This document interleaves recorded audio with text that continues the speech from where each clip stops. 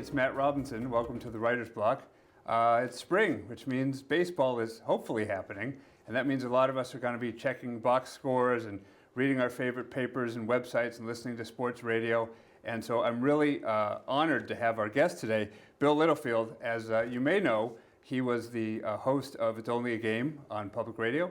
And but you know, like any good player, he has a lot more dimension to him. In fact, he taught at Curry College, taught English for almost 40 years, and he's also worked in programs with the state prison system, working with incarcerated and recently paroled people, trying to kind of, with education to help them get started. And he's also written a lot more than about sports. In fact, he has this new book called Mercy, which is somewhat inspired by his work in the prison system, because it's about a whole bunch of overlapping stories of people with ties to the same suburban neighborhood, including some people who have had challenges in their lives. So I guess, being a baseball fan, let's all do the wave for our special guest, Bill Littlefield. Welcome, Bill. Welcome to the Writer's Block. Thank you very much.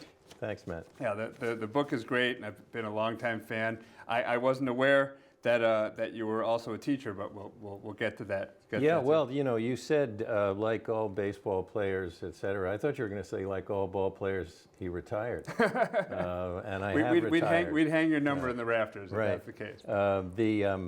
The work at MCI Concord with the Emerson Prison Initiative is all post-retirement volunteer teaching, and I like to tell people I'm the world's oldest teaching assistant, and I've been thrilled to be able to do it. Yeah, it sounds like a fabulous program. I would like to talk more about that later, but let's rewind.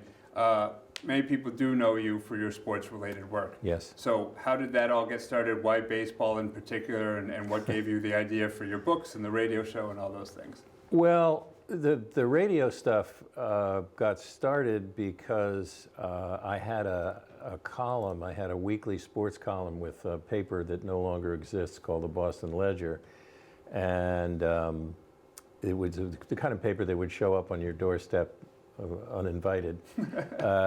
But I was a fan of WBUR, so I started recording columns into an old cassette recorder and sending cassettes to BUR, and I never heard anything. Explain to our viewers what yes, a cassette was a small plastic item that you could put your voice onto. Anyway, they didn't pay any attention to me, and then eventually the man who had been doing sports commentary for them, Michael Gee, retired from that position, and one day I was listening to BUR, and Alan Dershowitz was doing sports commentary, and it was terrible. And so I wrote a smart alecky note to the program director at BUR, and I said, if you don't want to pay any attention to the cassettes that I'm sending in, that's up to you, but for goodness sake, get Alan Dershowitz off the air. He's an embarrassment.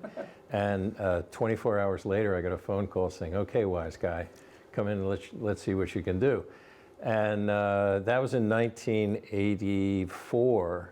And that started a 34-year run of doing commentaries for BUR and NPR, and then, of course, 25 years of Only a Game, starting in '93. And it was great. It was a great ride. I enjoyed every minute of it. How did you craft the shows? Like, what was the first episode, and how did you put it together? One of the first episodes, once we got to Only a Game, was we did a feature piece. We were absolutely determined that we would do a lot of stuff that required field recording, get out of the studio. And one of the very first pieces, we went down to the Cape, where the Cape Cod the Falmouth Commodores in the Cape Cod League were playing against Bill Lee's Gray Sox. And Bill Lee had a bunch of guys.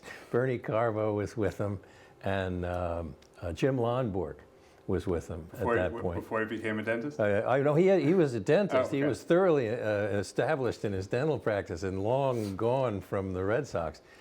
But it was great fun, and Bill Lee threw these hellacious curveballs at these college kids who were, the ball was as big as a grapefruit when it got to them, and they all popped it up. Yeah. So that was the first field piece, and it was great fun because for among other things, I got acquainted with Bill Lee, who became There's a... enough of personality Yes, for a and million then shows. when I retired, when I announced I was going to retire many years later, I got a card from Bill, and it said, I got to get the quote right.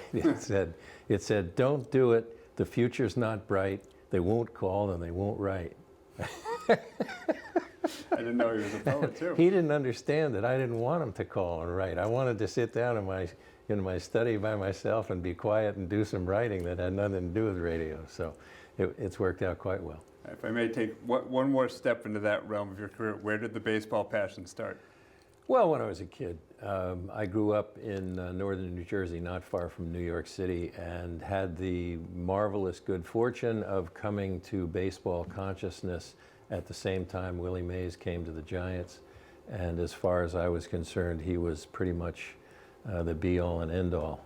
And I had this fantasy living in northern New Jersey. I read in a magazine one day that Willie Mays and his wife were looking for a house. And by gosh, the family next door to us, they'd put their house up for sale. And I said to my dad, well, why don't Willie and his wife move in here, and then we could go out in the backyard and he could teach me so I'd be ready to play center field when he retired for the Giants. And it didn't quite work out that way, but I worshipped Willie Mays as a ball player, and that got me into, in those days in New Jersey, of course the three teams were in New York. Right. And you were either a Giants fan, a Dodgers fan, or a Yankees fan, and there was no overlap at all. And so it was, there were some excellent arguments about Willie Mays and Duke Snider and Mickey Mantle in those days. So you were a Giants fan, Oh, not absolutely. the other two teams, no, including the one, no. well, I guess both of them should remain nameless in this town. Well, the Dodgers had a fantastic history and great stories, as Roger Kahn demonstrated in The Boys of Summer. Right. And the Yankees won all the time. But no, the Giants were my team, without a doubt. Did you go out west to follow them at all? You know, that was an interesting development, because the newspaper that my father happened to bring home at night, he'd read on the train coming out from New York at night, was the World Telegram and Son. And the Telegram continued to cover the Giants as if they were still the home team, because this was, of course, the years before the Mets came into existence. Right. And so it was easy to follow the Giants, even though they'd moved to San Francisco. And I was a fan of those teams very, very much. What brought you to this part of the world, as it were? I came up here to go to graduate school in 1972, and I looked around and I thought, gee, this is a more pleasant place than New Jersey. I think I'll stay. Have you changed your allegiances, or are you still a Giants fan? Well, I was a Red Sox fan for a number of years, particularly 75, 78, very exciting years. And then once I got into covering sports and began to spend time, you know, I'd get down to Fenway 2-3 hours before a game and interview whoever was around and whatever, on either side of the field, visitors as well as the home team. And I gradually developed a sense of real affection and enjoyment with players who were responsive. And so it didn't really matter to me what uniform they happened to be wearing. So I had some great discussions and conversations with ball players from all over, and then I would root for them, whoever they happened to be playing for.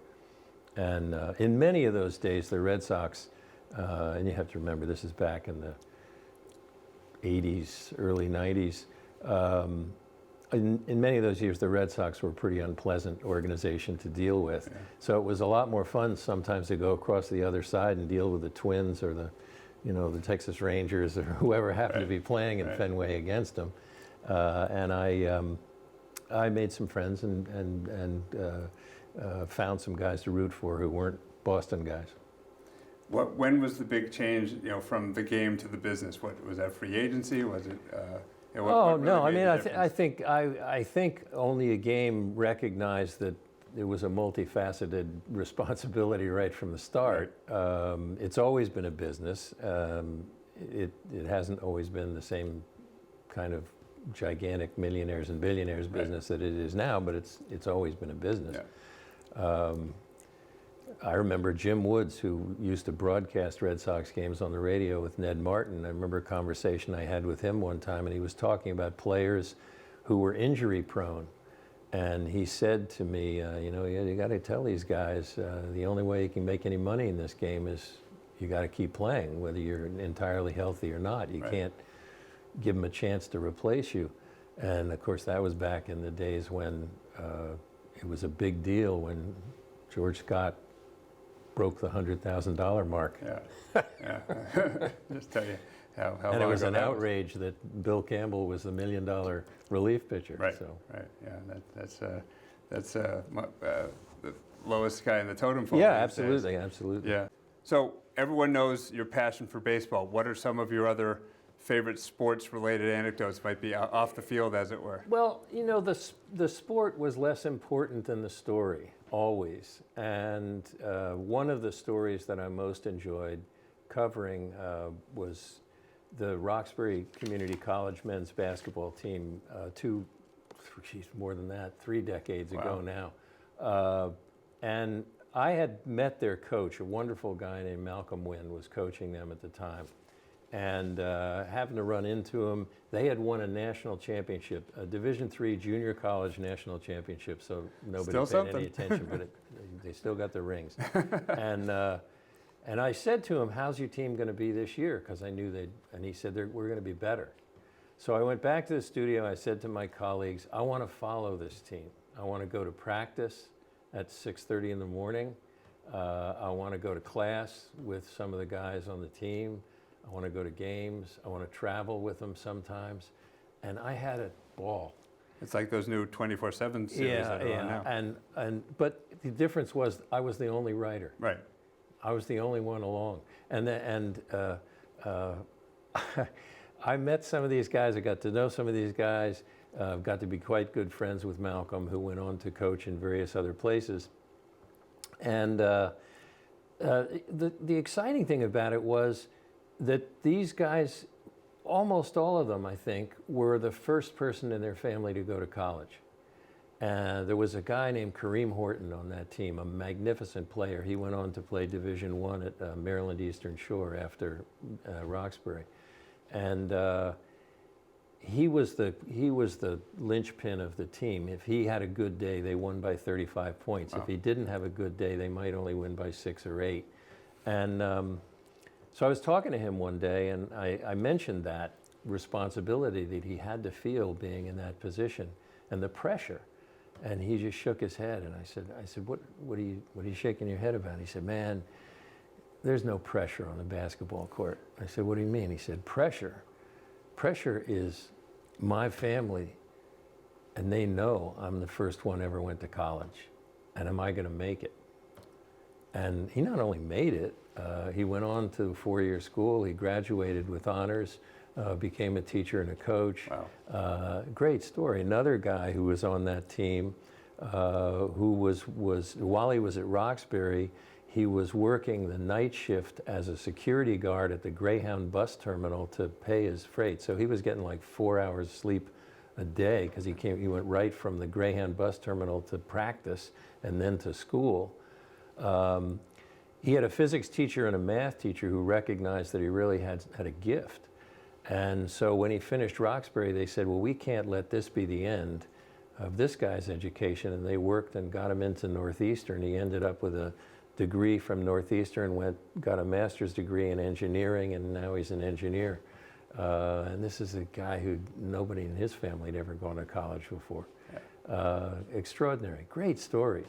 And to me, and I got to acknowledge it was partly because I was the only person hearing these stories, because nobody else was paying any attention to Division III junior college basketball team.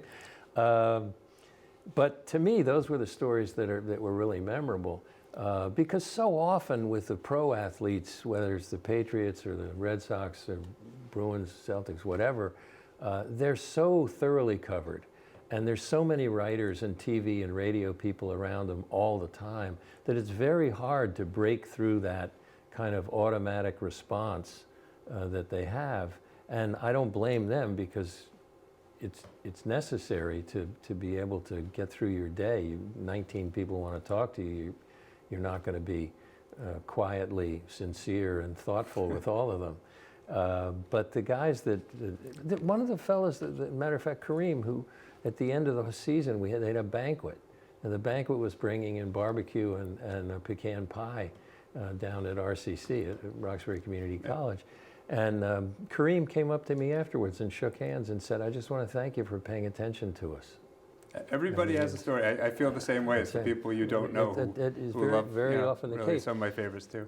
I had the same experience when the women's pro soccer league began, and people weren't paying sufficient attention to something that was fascinating, and the women were bright, sharp, articulate, besides being extraordinary athletes, and to cover them and to have, the fact that there were very few people bothering to cover them, because Boston being what it is, there's so much in terms of major, televised sports. Yeah. But I wouldn't have given up that experience for anything.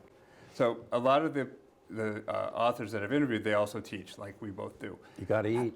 Well, true. But do you feel that the two parts of you sort of support each other or cross-pollinate, as it were? Yeah, I think so, because a lot of what I've taught, especially in the last couple of decades, when I went part-time at Curry and was full-time with the radio, a lot of what I taught was writing courses, and I think that every time you sit down and try to write, you get reminded of the challenges in that activity, and it makes you a little bit more receptive when students talk about having difficulty writing.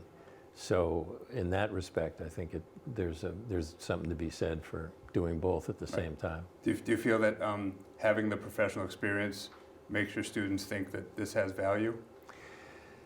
It depends on the students. Right. At Curry, it was always dependent on the students, and teaching at Concord, it's hilarious because I don't think most of the guys that I work with who were incarcerated at Concord had much idea that I'd had a radio career when I came in. But some of the people who work with them, they're called the partakers, and they help guys out, especially when they're getting ready to leave. And they were public radio listeners. So after a while, guys started showing up with books, and that was pretty funny. Yeah. And I got a kick out of it, and I think they did too. Something else we sort of have in common is our kind of Ivy League ties. My first book was about that. What was your major at Yale? English. English, okay. And then you went to Harvard Ed. I did. Okay. How do you feel those things have led to your path? Well, I had some great professors at Yale. I was very, very fortunate. I studied with a wonderful woman named Josephine Hendon, who's still teaching in New York. And I studied with Robert Ben Warren, who was, of course, the author of All the King's Men and lots of other novels and magnificent poetry. So I had that advantage. And I think the other thing, this was 66 to 70, so Yale and a lot of universities and colleges were really opening up and saying, you figure out what you want to do. And I had an opportunity to do a lot of independent study, a lot of writing, and it was great, especially senior year. Yes, it's a lot of good programs. So you did the radio show, you've been writing. How did you find the MCI, the Concord program? Before I retired from WBUR and NPR, I was pretty much determined that I would retire to something rather than just from something. And so I called around, and I'd always had an interest in the justice system or injustice system, whichever you prefer. I'd always wanted to sort of get to learn more about it and maybe help out if I could. I had the opportunity to do that when I was still teaching at Curry, but the timing never seemed to be right. And when I was retiring, I thought, well, now, if not now, the timing will never be right. So I got involved with a program called PD Green, which teaches people, counsels people on how to work with incarcerated folks, and really mostly how to work within a system which is pretty restrictive in terms of what you can do. Right. And then I got hooked up with the Emerson Program through their director, Manisha Gelman, who's a absolutely extraordinary educator and writer, and been there ever since. What elements of that experience fed into the new book? Well, numbers of things. The main thing is that when you, or I should just limit this to my own experience, when I began working with incarcerated guys, of course there was a certain amount of trepidation and concern, and I learned very quickly that they're just people. And they work very hard and they support each other in their educational programming very well, very, very powerfully. They're incredibly grateful and happy to see people who come in to help them out. And their personalities, their storytelling, their vitality is extraordinary. And what they have in common is that they made bad decisions when they were very young. One guy that I have in class was 16 years old when he was given a life sentence. Imagine that. Imagine that. The logic behind giving somebody a life sentence when he's 16 or even 18 or even 22 or 23 is that he won't change. That he cannot be educated. Yeah, or educated. So why call it the correction system? Right. Yeah. Why not just call it the punishment system? Right. And but you learn they're just people, and you hear stories, and you hear the dialect, and sometimes we'd be talking about something in class. And one of the guys in the class would say something, and another guy would say, wait, Bill's not going to understand that. You're going to have to translate. English to English. And they were great. One of the things particular to this novel, to Mercy, I happened to have lunch one day with a guy I went to school with, who's a retired physician. And in his retirement, he's become one of the doctors who examines incarcerated people who are eligible for parole at the end of their lives. The idea being, this guy's so sick, we'll let him die at home. And so he was talking to me about this process, and it was fascinating. And then I started working on this book, and I created a character who's been in jail on and off all his life and is just finishing a long stretch, and he's an old man. His name is Arthur Balladino. And they're going to let him out to die at home. And I thought, what happens if they let him out to die at home and he doesn't die? Yeah. And how angry would the parole officer be if he heard, this guy's sitting up in bed eating chocolate ice cream, and he's as happy as can be. Wow. And so I thought, well, that might be an interesting. So that was one of the ways that it figured in. But there's a police officer in the book who is a son of a correctional officer, and so it gave me an opportunity to say something about what it feels like in an institution, not only for the incarcerated guys, but for the correctional officers as well, what it feels like. And people don't know. I mean, the whole point of the prison system is to lock people away so nobody sees them, nobody hears about them, right. And I hope maybe the book will do some good in that regard, but I hope it's fun too. I hope it's a funny book. Where were the inspiration for some of the other characters? People you know? Or? It's any novelist. The inspiration is going to be partly from what you see, what you hear, what you taste, what you feel, right? What you smell.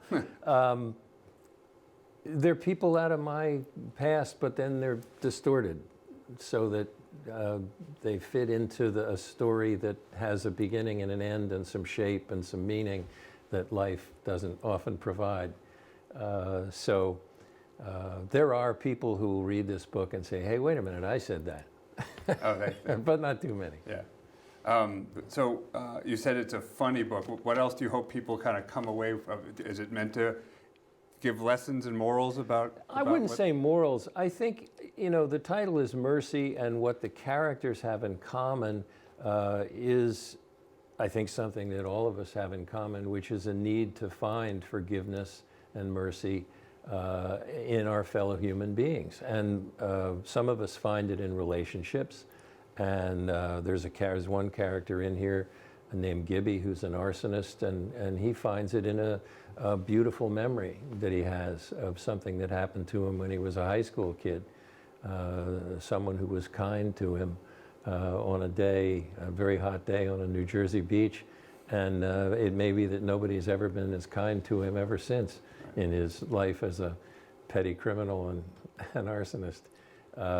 So it's a book about people finding a way to get by and get along and help each other along. It may be now that I think of it, there's a great little line that Kurt Vonnegut's son came up with one time. Mark Vonnegut, who's a physician, pediatrician, and Kurt Vonnegut reports it in one of his books.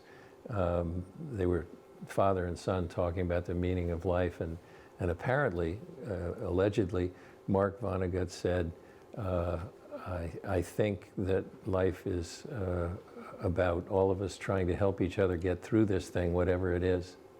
And maybe that's the definition of mercy. We find it, and that's a merciful thing. Right. So talking about getting through all these things, radio host, teacher, writer, community supporter, what's Bill Littlefield's next act? Well, my present act is grandfather. Oh. And I have that's an important one. I have two wonderful grandchildren, courtesy of my two gorgeous and beautiful and brilliant daughters. And it was great because the two babies were born within 10 days of each other. Wow. So they're cousins who were getting to know each other. They're just shy of 2 years old now. And we spend a good deal of time with them and enjoying them. I'm sure that'll inspire some future characters, maybe? Well, I don't know. You don't want to be too close to home when you're writing about these things. But I don't know. I've written a lot of short stories recently. Right. That's the answer to your question. And like everybody who writes short stories, sending them out and piling up rejections and crossing my fingers and hoping the next one will be an acceptance instead. Right. Yeah, I definitely know that. And yes, I'm sure a lot of our viewers know, and a lot of the people we've had on the show know what that's like. But if the story's in you and you got to get it out, you find a way. Find a way. All right. Well, Bill's latest book is called Mercy. Where can people get it? If you go to Black Rose Writing website, you can order it now, and you'll get it in July. But you get a 15% discount because you're pre-ordering. Okay. And if you don't like to go to the publisher directly, you can go to Amazon, and they'll take a pre-order too. Boy, it'd be a very nice thing if they did. My publisher and I would be very grateful. Yeah, let's help the independent publishers out there. That's right. I think, go right to Black Rose. We're not paying for the next shuttles to the moon right now. Let's help that. Well, Bill, it's been an honor and a pleasure. My pleasure. Thank you for being on the show. Thanks for the opportunity. Thank you for watching the Writer's Block, and we'll hopefully see you soon. And in the meantime, and always, go Red Sox.